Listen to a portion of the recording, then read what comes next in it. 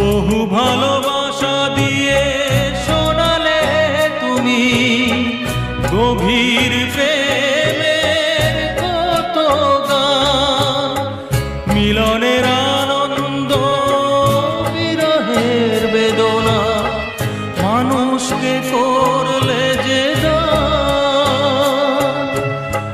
বন্ধুর কত ত্যাগ, শত্রুর ছলনা নিয়ে কত গান গেলে অবিরাম, তোমাকে জানাই প্রণাম।